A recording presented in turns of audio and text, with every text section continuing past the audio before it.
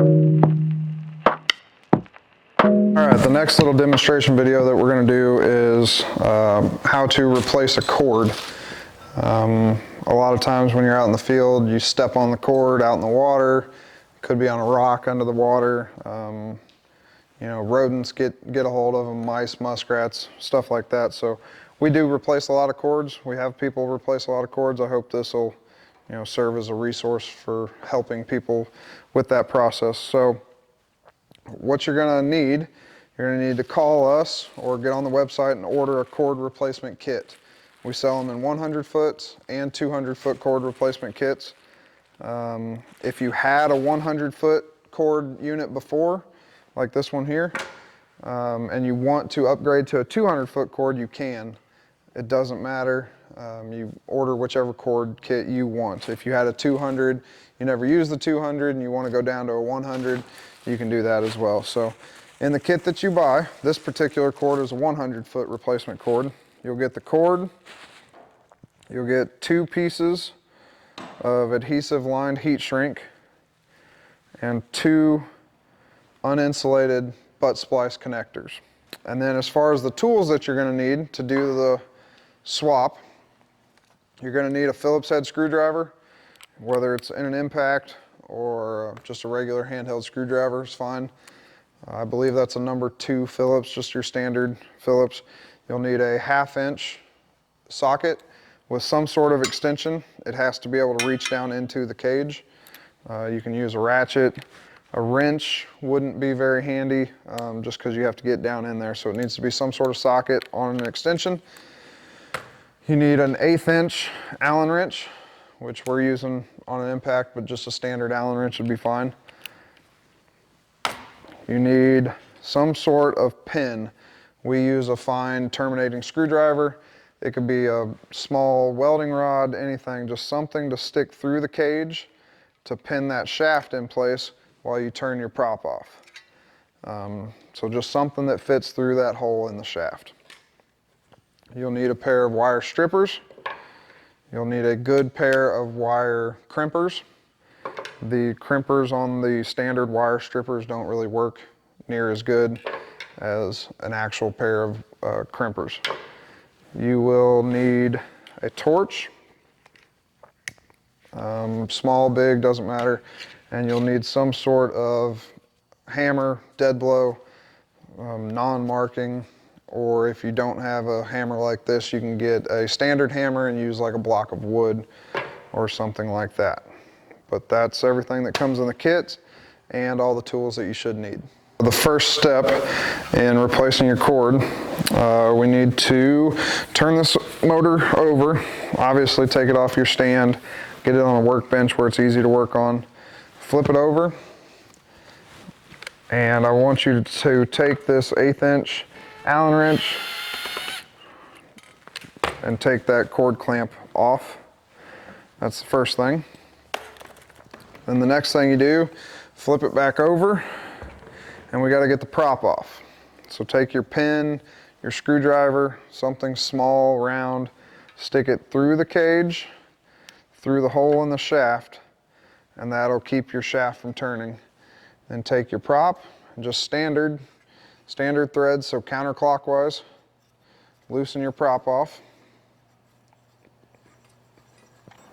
All right, set that prop to the side. You'll have to reinstall it later.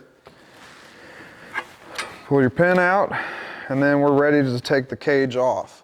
So you'll need your 1/2 inch socket on some sort of an extension, and take these 4 nuts off down inside the cage. Try not to lose them. We're gonna have to reuse them later. Sometimes, like that one just did, the whole stud will come out. It's not a big deal. Just take the nut off and we can put the stud right back down in the hole.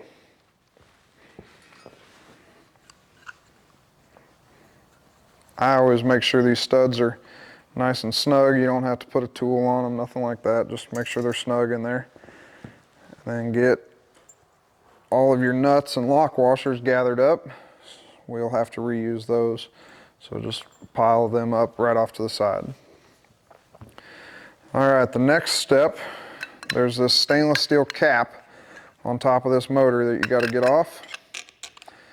It should just come off there. Sometimes if it's got a little bit of rust, you might have to use a hammer or use a tool, something to kind of tap the edge of it to get it off there. Just slide it back down the cord. All right, the next step that we're going to do is take your number 2 Phillips head. There's 2 screws, 2 Phillips head screws that hold the cord in. There's a compression bushing here that this stainless steel plate holds down. So you want to take your screwdriver, loosen those 2 screws out. And right about now is a very important time to tell you guys that this entire motor housing is full of oil.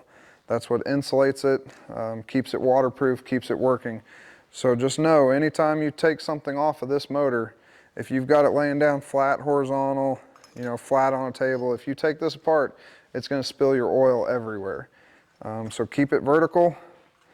There's no sense, or there's no need to replace this oil. It's just a standard mineral oil that you can get at any, grocery store, parts store, hardware store, stuff like that. But just try not to spill it.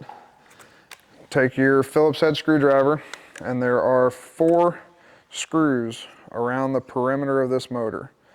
And that's what keeps this head that we have to get off in there. So you take these 4 screws out.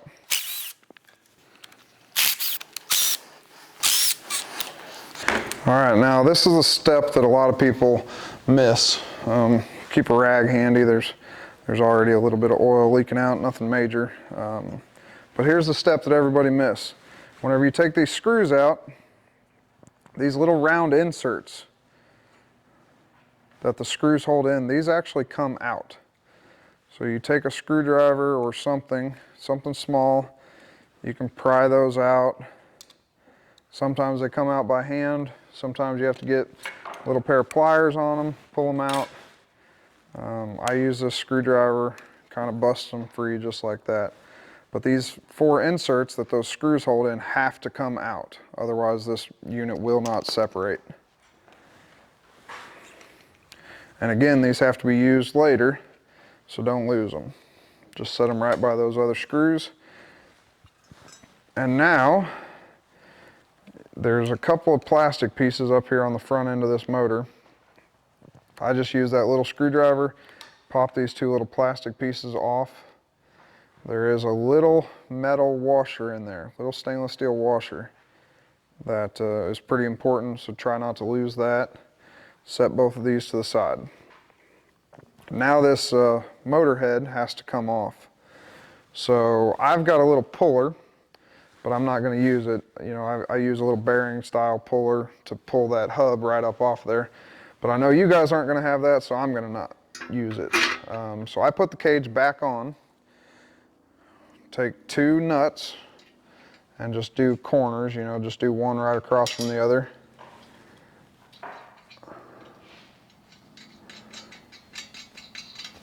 Put those back on. All right, now this part can be a bit of a pain. What you're going to want to do is you're going to want to take your dead blow hammer, and right up underneath the edge of this cage, we're going to tap this cage up. It does take some force. It's kind of rough, but just do one side, do the other side.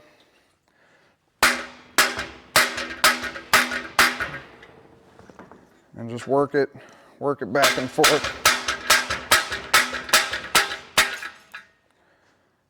And then that whole head should kind of break loose. Take these nuts back off inside the cage.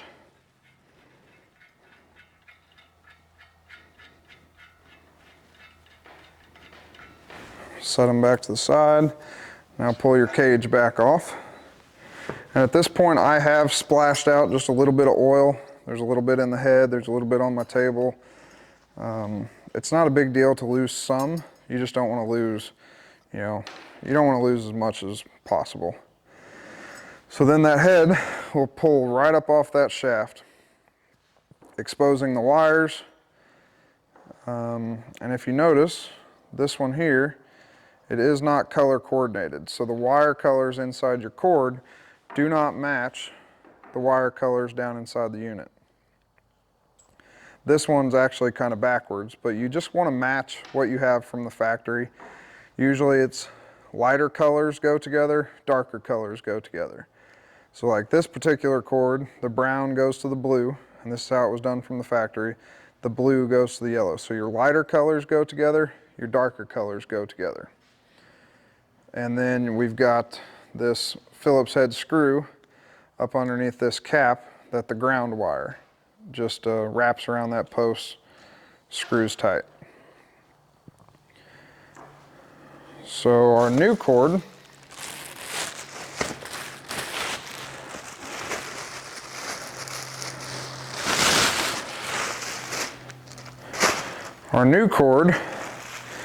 if you notice, has a black, a blue, and then a smaller yellow.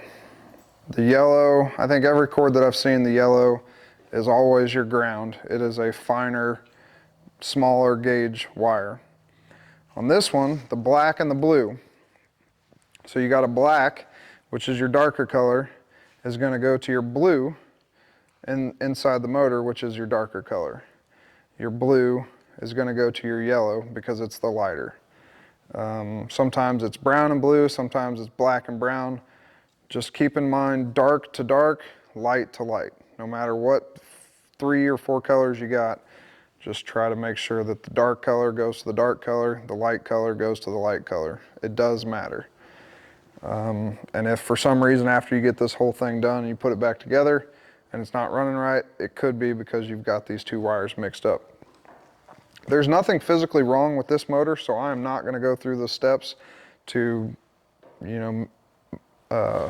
snip those wires and put this new cord on. So I'm just going to set this back off to the side, but I'm going to show you what you need to do. You need to take these 2 wires coming out of your motor here and snip them right about the middle of the old splices. Just take your cutters, you're going to snip them, and just remember, light to light, dark to dark. You can do it 1 wire at a time so you don't mess up. But then snip those out of the way, and then you're going to want to, well, you know what, I'm just going to go ahead and do it so I can show you this next step. So you snip your wires, and whenever I first snip it, I always leave a little bit of cord on there. That way you can tell which colors it had been before. So I snip it like that, and then you need to take your Phillips head screw, loosen this Phillips head screw inside of the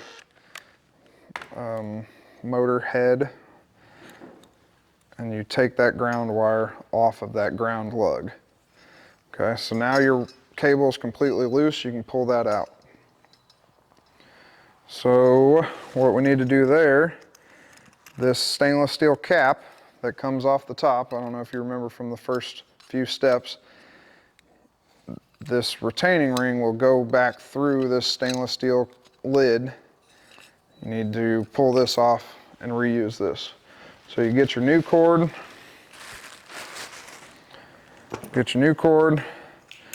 put it through the top of that, and then get your little retainer ring slid through and get your lid back on there. So then what we will do is we will install this through the head, push it in, get your little retaining ring here, and 2 of your Phillips head screws back, and just screw those back into this head.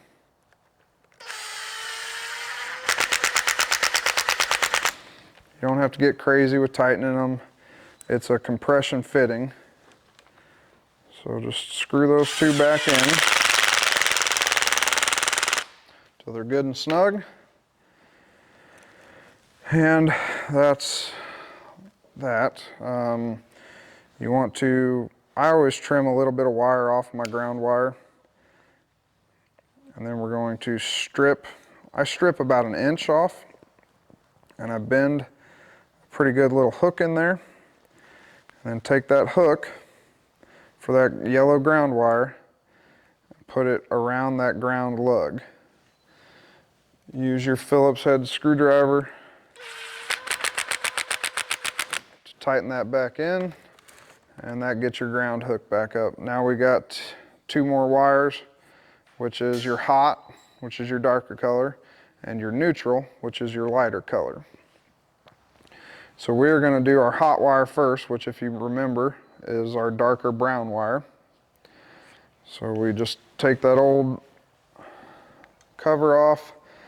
I usually snip it like right there in the middle. That way you have enough wire here to not make it a pain. Take about 1/4 inch,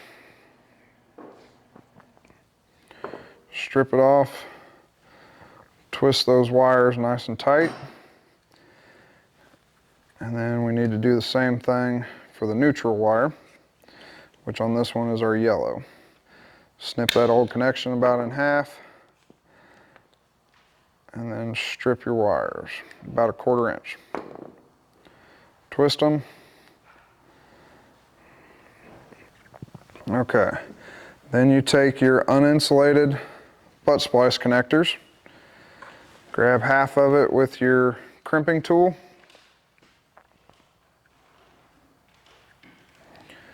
and crimp that thing nice and tight. Get your other uninsulated butt splice connector and crimp it to your other wire here. Make sure all the conductors go inside. Crimp it nice and tight. So now those 2 are ready to go.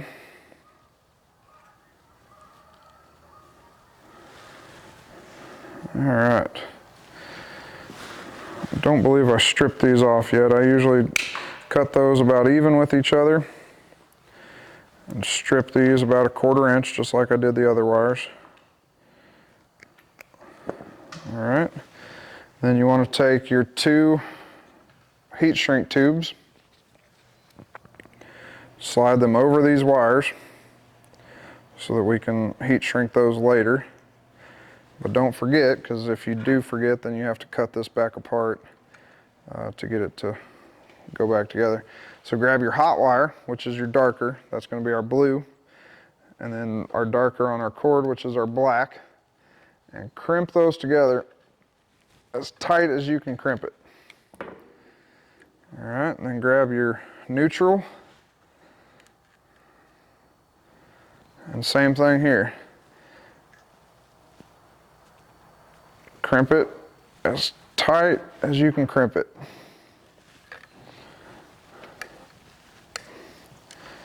All right, so there's our connection. Slide your heat shrink tubes over, get them centered right in the middle. Then you want to grab your torch and heat these up, get them nice and tight around that connection.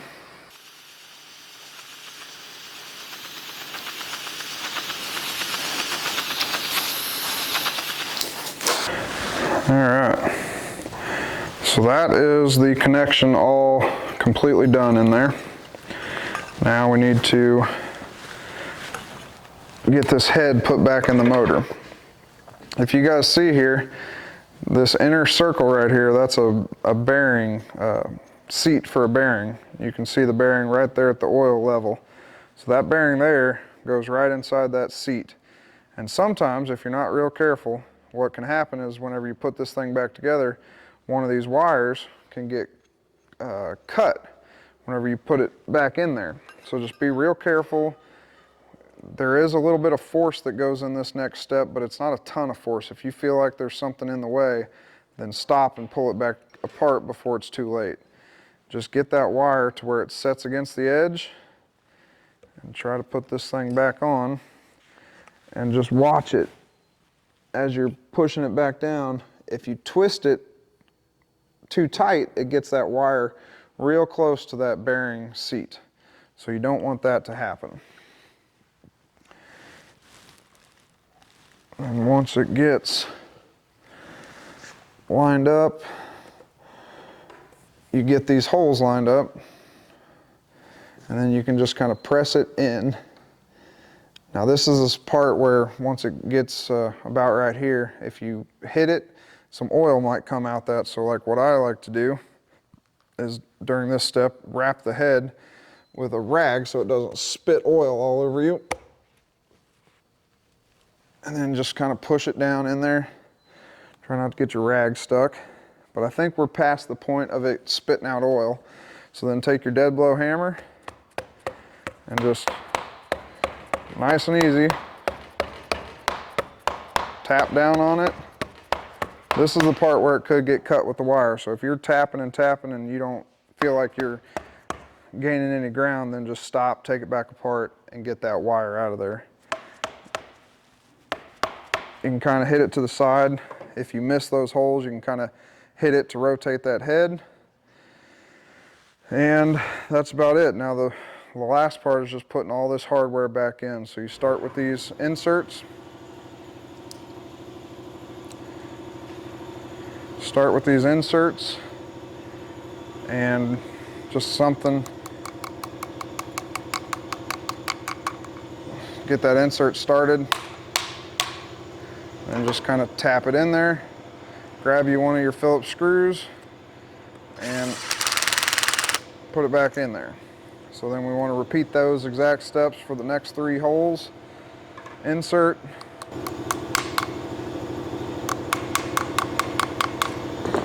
Sometimes if it's being a pain, you can put the screw in first and just kind of use it nice and easy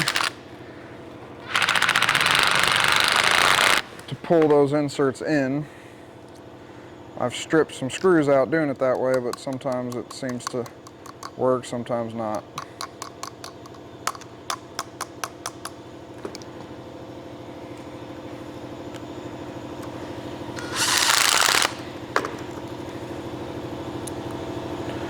And the last one. Put your screw back in. Alright, so that's pretty much the whole process to get the cord replaced. With your rag, you can kind of wipe it down a little bit. There is going to be a little bit of oil residue all over this thing. So just wipe it down, try to get some of that oil off. This first piece of plastic that came off, it needs to go back on. So it just goes over the shaft, seats on there until you feel it click. You can look around the edge and see that it's kind of touching on this one side, so just got to kind of tap that side down.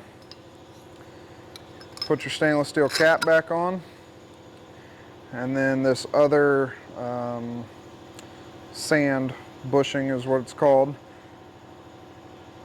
That slides back on your shaft and just push it down all the way to where it's tight.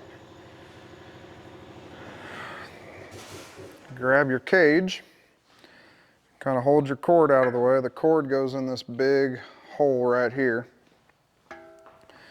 So put your cage back on. Put your cage back on. Then you'll need 4 lock washers. Put all 4 of your lock washers back on. These studs. And then grab your 4 screw or your nuts. Put these 4 nuts back on.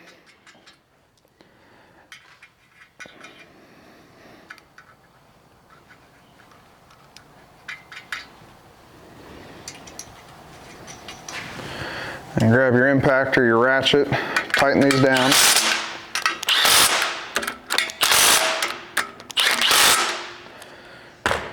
All right, now we gotta put our prop back on, so get your screwdriver or your pin, your rod, whatever you use to hold your shaft. Put it through there, let it hold your shaft in place. Take your prop and just clockwise thread your prop back on.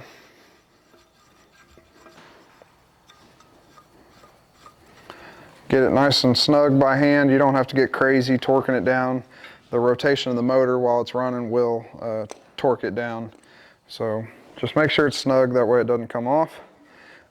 Tip your motor over, and then your cord clamp. The first step that we did was take this cord clamp off. We need to put this cord clamp back on. So you want to take your clamp and you want to slide it over the cord. Don't pull your cord tight. You want a little bit of a loop in there, you know, a couple inch loop. Just make sure it's staying out of the prop. Take your cord crimp, put it down on the cage just like that, and then use that Allen wrench screw to put that back together. Take your Allen wrench screw, put it back in your cord crimp, tighten that back down, and that's it. There's some oil on it that you might need to clean off. But yeah, that is your cord replacement. You should be able to plug it in now. Good to go. And yeah, that's it. Good luck.